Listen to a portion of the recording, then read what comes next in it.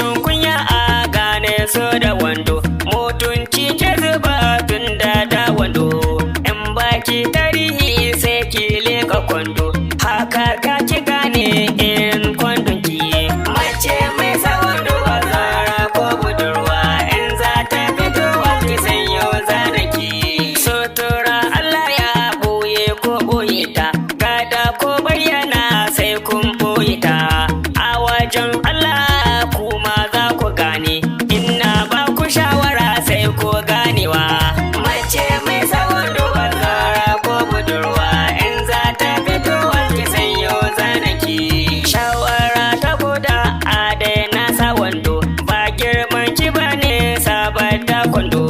Yanayi ya tuna tun da wando, in ki fito sai ki sa zananki.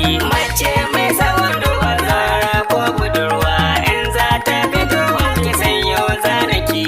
Mace mai wando, mace mai wando, ba mace ba yarinya ba tsohuwa gajera, ko gajera ce ko yarinya ce, ko dai na ɗaura zane jama'ar annabi. Mace mai sa wando bazara ko budurwa, in za ta fito ki sanyo zanaki. Bada na ba ku tarihi, na yi maku gwar saboda kashi, dan Allah ku ji tsoron Allah da kashi. Ba ne san mace na sanya dogon wando.